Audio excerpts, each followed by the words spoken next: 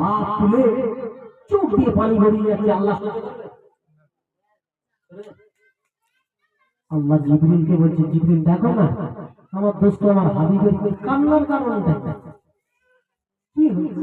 আল্লাহ জানে না, আল্লাহ তো ফেরেশতাদেরকে শুনতে বড় ভালোবাসে। বিশ্বনবী খাবার গেলাটা ধরে আল্লাহ দরবার করছে, কি বলছে? রব্বুল আলামিন আল্লাহ, আমি আখিরি জামানার নবী গো মাওলা, আর হয়তো আমার এই কাবা বাইতুল্লাহ হবে না আল্লাহ, এটা হয়তো আমার জীবনের শেষ হজ আল্লাহ, এটা হয়তো আমার জীবনের বিদায় হজ। রব্বুল আলামিন আল্লাহ, আমি তোমার আখিরি জামানার নবী আল্লাহ, আমি তোমার শেষ নবী আল্লাহ, আমি তোমার নবী, তোমার হাবিব, তোমার বন্ধু দোয়া চাই। রব্বুল আলামিন আল্লাহ, আমার দোয়াটা আপনি কবুল করুন। নবীর চোখ মোবারক থেকে পানি গড়িয়ে যায়।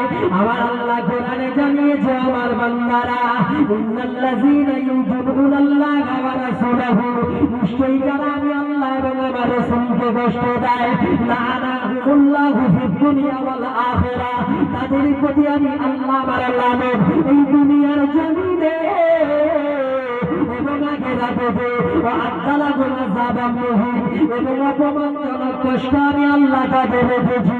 সেই নবীর চোখ দিয়ে পানি গড়িয়ে যায়।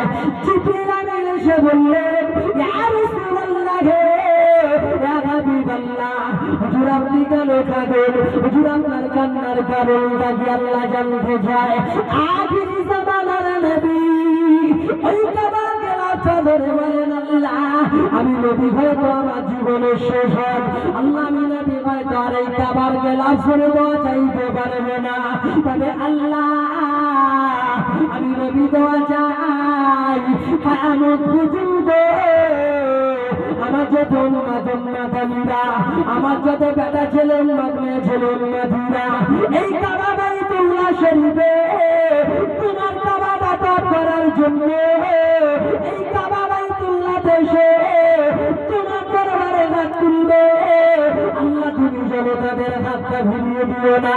রব্বুল আলামিন আল্লাহ, তুমি তাদের তামাম জীবনের গুনাহকে মাফ করে দাও।